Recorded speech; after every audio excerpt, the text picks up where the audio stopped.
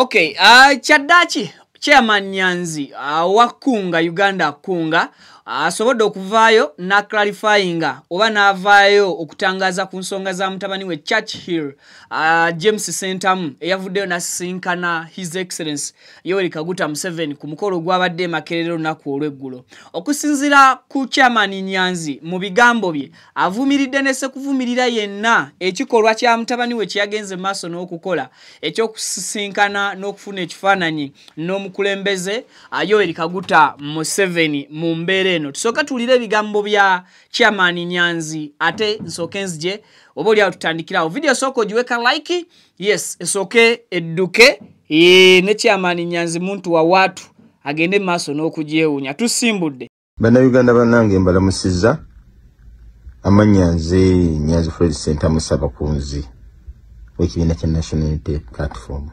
Nfunye amawulire ku internet wonna ganyiziza bannayuganda nange ne ganyiza nnyo nabyo ebifaananyi nga byesittaza. Omanyi nyinimu wataba ebikere bitemba ennyumba. Nabyo ebifaananyi mutabani wange nga atudde ne dictator. Mwana wange Churchill omusajja ogwo otudde naye musajja mutemu talina kyakwagaliza. Mu ngalo ze mulimu omusaayi gw'abantu. His hands are blood stained. Musajja oyo emyezi ebiri egiyise yagezaako kunzita. Yagezaako kutta kitaawo Kyagulanyi, kimanyi bulungi nnyo. Yasiba bannyoko. Yatta bajjajjaffe.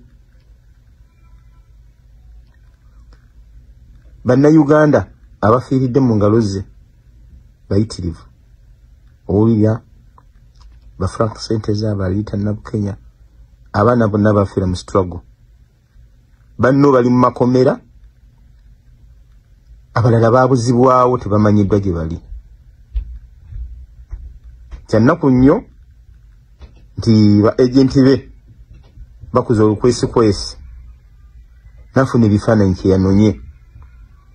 Afubye nnyo famire yaffe okufunamu, afubye nnyo okweyambisa famire ya Sentamu okufunamu omuntu omu gwe yeekwasa. Kati afunye ebifaananyi ebyo era yakyatutenga ekyobugagga ekitagenda muyamba n'akamu. Olw'ensonga eyo nkusaba oveeyo wetondere bannayuganda. Nze kitaawo ndi wa National Unity Platform. Kituufu wagira ku independent naye oli mutabani waffe. Ensi ekulengeramu ebirungi bingi.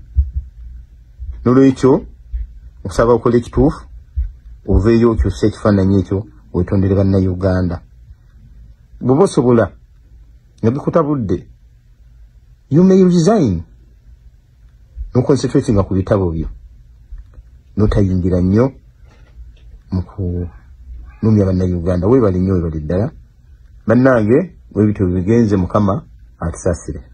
Ekibuuzo kyange ekisooka Ssabakunzi Chairman Nyanzi Fred mbuuza omwana ono ebigambo by'okumubuulirira ku internet wabimubuulirirako dda oba because kati takyali mwana bwana newankubadde maaso g'omuzadde omwana takula. Naye ekibuuzo kiri nti ebigambo byonna by'obuuliridde omwana wo mu ddakiika entonotono z'okozeseza ku mutimbagano, ebbanga lyakulidde oba lyajoyiningidde Makerere, wali omutuuzizaako n'omunnyonnyola ebyobufuzi kyeki oba totuuzanga mwana wo mubuulira bya bufuzi kyeki? Osobodde okutegeera amaanyi g'ekifaananyi era n'okiyita eky'obugagga Mwami Museveni kye yatutte ekitagenda muyamba. Wali omubuuliddeko omwana Churchill James Sentamu akazanyo k'ebyobufuzi bwe katambula, wamubuulirako konti n'ekifaananyi obufaananyi kimu kisobola okukyusa game singa opponent we aba akikutte nga mulimu embi? Oba ebigambo ebyo byonna gwe nga taata wali tewatwala buvunaanyizibwa kubibuulira mutabani wo James Churchill Sentamu? If yes, why are you coming back mukadde kano okubimubuulirira ku mutimbagano mu kiseera kyakoleddemu Joyce Nsobi. And if tewabimubuulira, why are you late okubuulira omwana wo? Because katu discussing political matters. Temugamba nti Vicky chairman Nyanzi omutandikiddemu nedda ntandise bwentyo. Kakati ekirala Churchill wali ali myaka 22 plus ayongerwamu ku myaka asukkawo. Mukyo kyenjagala okubuuza, takimanyi nti taata ne family eyo the Center Moves yonna ya National Unity Platform almost omwana ng'omwana bw'aba kimanyi nti family yonna the entire family the Center Moves ya National Unity Platform. Another question is omwana ekyo kankireke nkwanirizaako butereevu yonna gy'osinzidde okubeera ng'otulaba okosaako okuba ng'otuwuliriza mu bitundu ebikola eggwanga Uganda ne bweru waalyo ku miriraano egy'enjawulo mu biti byonna gy'osinzira okubeera ng'ate owangaalira n'otulaba kyokola ky'amaanyi era kyekisinga. Nze Vicky nsinzira butereevu ku mukutu Vicky Exclusive.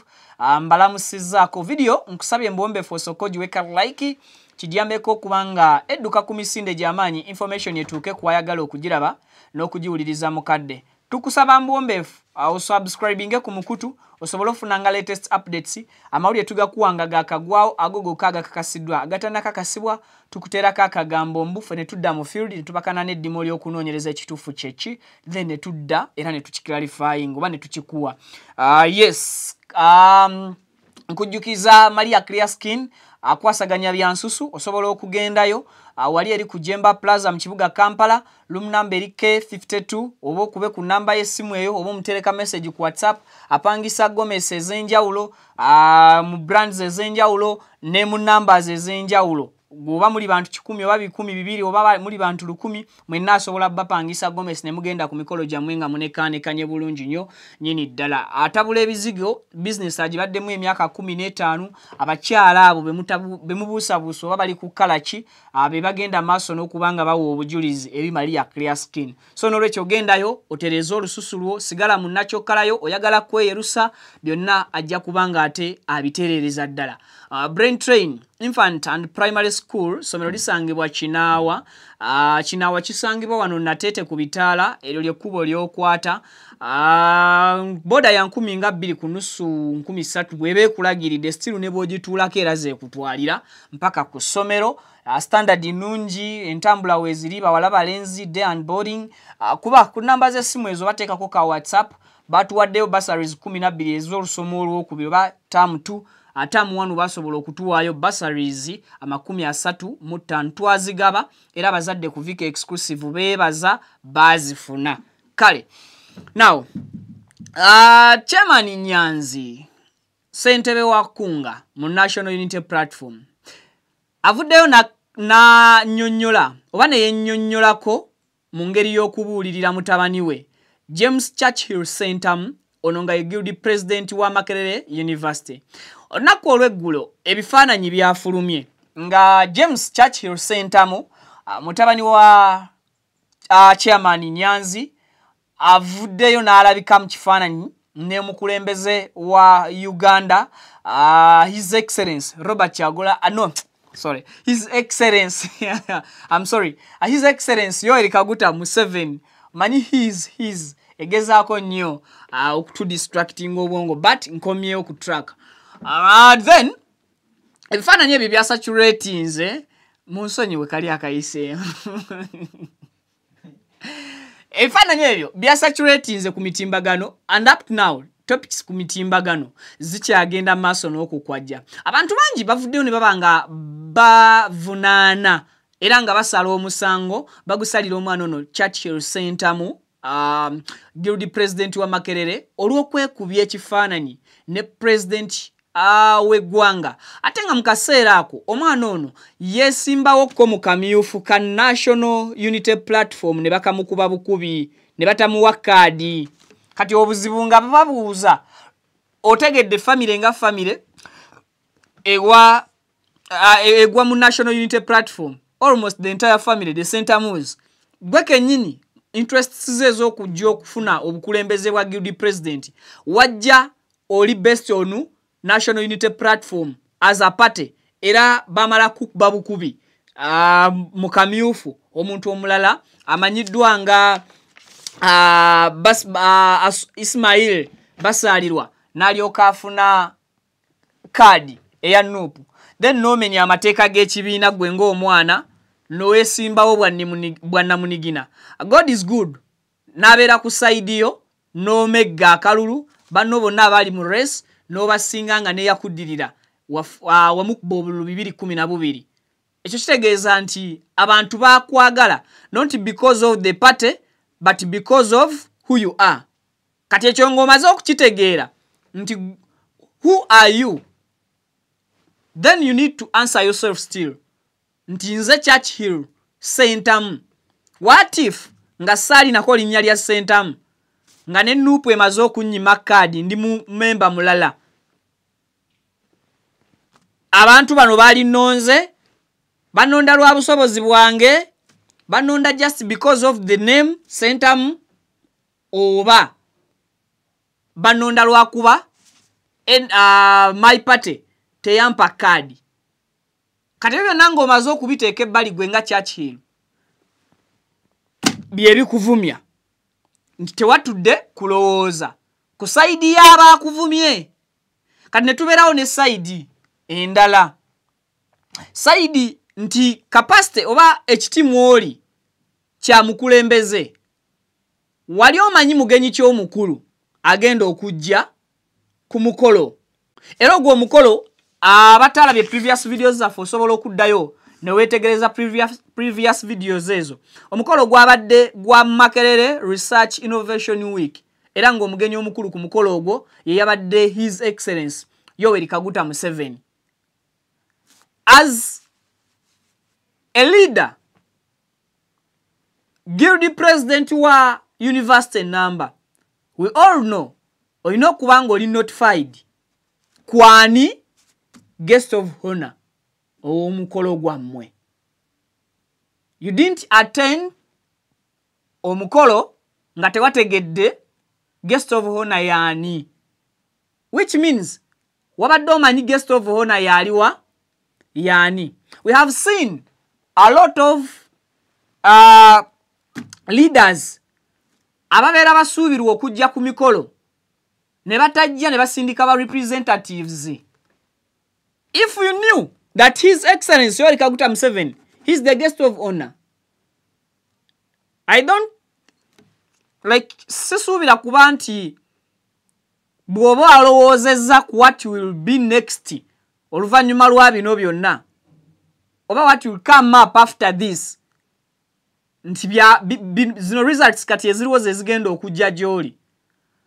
Walibadde at least osindika vice wo ku mukolo ogwo n'olwala naye tewalwadde, wasigadde oli mulamu. Mu butalwala wabadde olina okwaniriza ng'omukulembeze owa university, wabadde oteekeddwa okwaniriza omugenyi omukulu, and the guest of honor was omuntu agugulana n'ekitaawo, omuntu agugulana ne side kitaawo gyakulembera oba abamu ku bakitaawo gye bakulembera. Nze omwana wange bwe mukeera ku makya ne mugamba nti famire ya Jowero sigyagala era nga mukuza bulijjo mukubira obutagenda mu famire ya Jowero neighbor, kimpisa bubi nnyo bwe nnengera mutabani wange ng'ate akolagana na Jowero neighbor. Oba ate kale kiyinza okumpisa obulungi bwe ndaba mutabani wange nga akolagana na mutabani wa Jowero kuba ngamba okay abaana n'abaana noki no problem, but okulaba my enemy, my biggest enemy nga yali n'omwana owange biological son Vicky Junior nga mwalwanye namuko eggulo nga n'emyezi 2 Jowero yansibira enkaayana z'ettaka era nze omuntu y'omu nenkulaba, which means nze nga kitaawo mba ngenda kukangavula.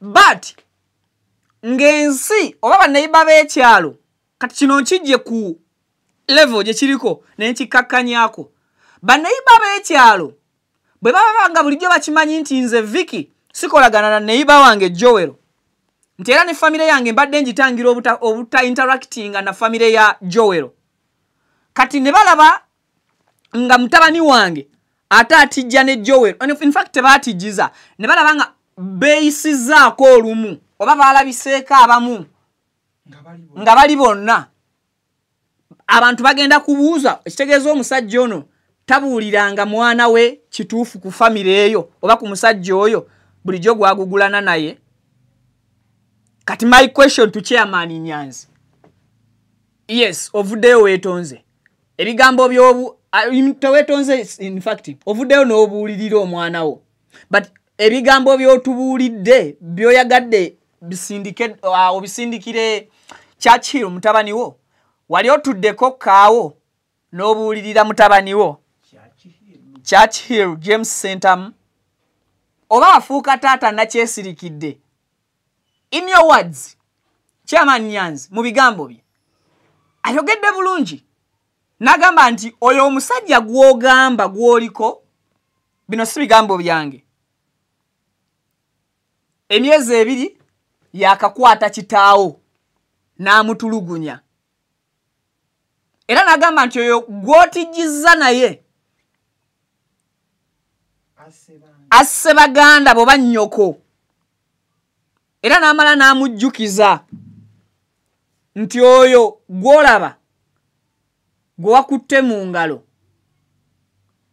engalo ze zijjudde musaayi but as a leader and as a father Chairman Nyanzi wali otutte akadde ebigambo ebyo n'obibuulira Churchill we all know omuzadde asigala muki muzadde and you all believe nti abaana basigala baki baana most of the times abazadde basobola okutuwabula ffe ng'abaana but because of the excitement because of peer groups and whatever abaana ne tugaana okuwuliriza ki abazadde my question to Chairman Nyanzi still remains wagambako omwana ono Churchill about the dictator nga bw'omubuuliridde olwaleero oba you didn't okay if you agree that omwana kye yakoze kikyamu is this the correct way okumugolola oba because nsuubira okuba nga Churchill akyasula na waka sina kindi nga taata akyamuyinako obuvunaanyizibwa ku bibiri bw'aba takyali waka taata akyamuyinako ki obuvunaanyizibwa as a parent then why now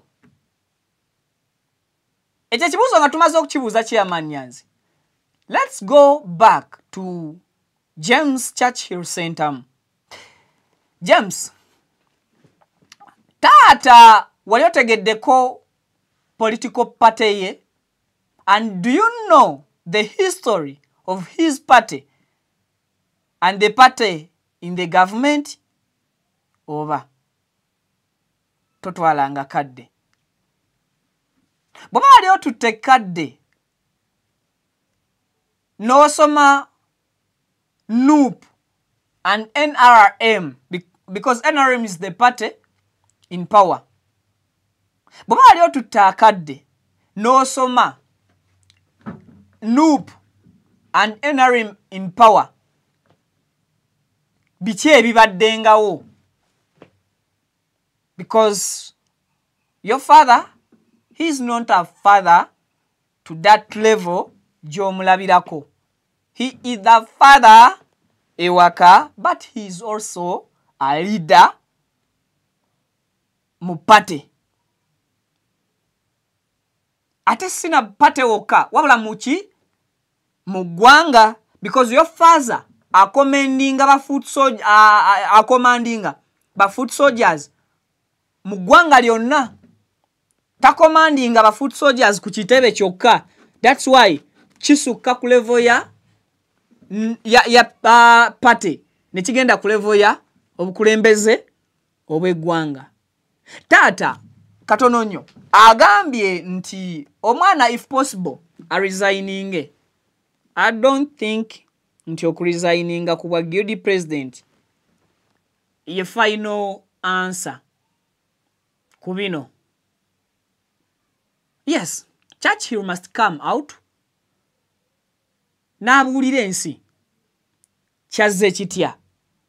Was he forced oba and bannange naye kati kino kituwa ekyokuyiga nayinza oba nnyina n'atondo I don't know nga n'omuntu okufuna obufunyi ekifaananyi kyange mumwenyinyala neesigala nga njirimu eno entebe nze lugezigezi kigagamba yamawe sijibaamu abantu n'atuuka ku level y'okubanga batya n'okufuna ekifaananyi kyange nga president shia ala soka nembuuza ani yali namba 2 mu kulonda okwaggwa wanika omukono bwawanika omukono nga mugamba togujjaayo waggulu Saabalamuzi leta constitution ne kitabo no kyakiririzaamu kwata entebe Raila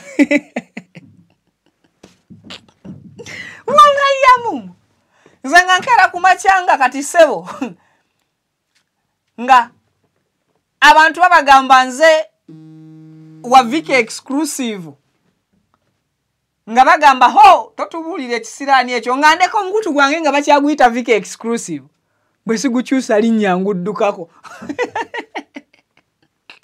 nguddukako nembivaako you guys waliwo ebintu ebimu bye mulina okutunuulira n'eriise mpozi nga bakuzaala kwesiba ku kintu kozi natandise njogera ku wani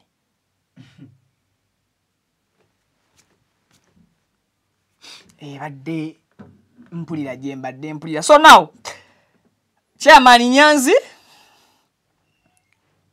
yogera ne mutabani wo omubuulire how politics works, most especially on ground.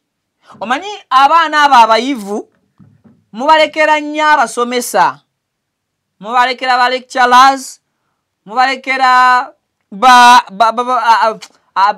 abantu aba inspiring. You may find that Churchill Centum is not inspired by his father and he's not inspired by Bobby. Ngali inspired by muntu mulala nnyo. Ngera singa mufuna side of the story ya Churchill. Hayinza okubagamba omuntu amu inspiring okubeera mbukulembeze oba okwenyigira mu byobukulembeze n'ebyobufuzi nga muntu mulala nnyo nga totally different ne kube mulowooza. So to me, my submission since yesterday, I explained to you n'ebintu bikyali ku mmeeza kuno nga mbabuulira Churchill lwaki yayaniriza His Excellency Yoweri Kaguta Museveni. The reason he is a leader and top leader of Makerere University. Secho choka, he was supposed okuberanga ayaniriza guest of honor. The only question that we may ask nti yategedde who the guest honor is before. And if he knew yakitunuzzaamuko ku bantu abamu advisinga that my father alimu kugugulana ne if not Churchill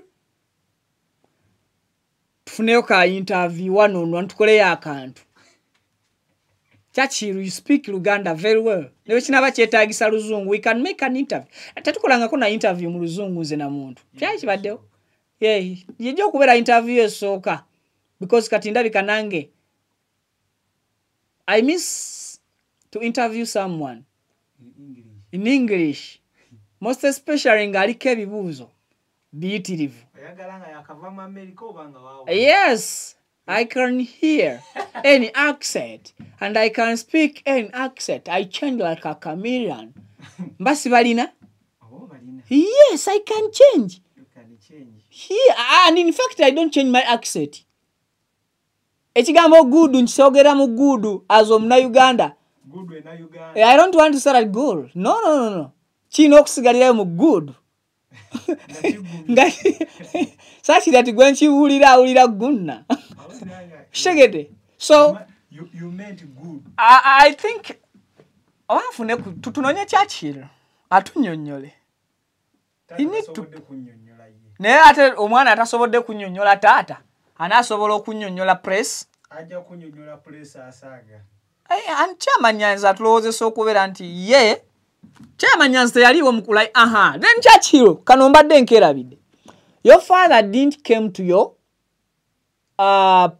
bachita batya time ye yokulayira so yaringini so obe waliwo obutakwataga than this Chairman Nyanzi nga taata owa National Unity Platform nga National Unity Platform yakuma kadi yagaana okujja oba teyasobola in fact sigenda kiteeka yagaana teyasobola kujja ku mukolo gwo ng'olayizibwa maama wo ye yajja ng'era abazadde ba maama because mukyala Chairman Nyanzi teri amanyi political side ye then do you know the reason as to why your father didn't come oba tomanyi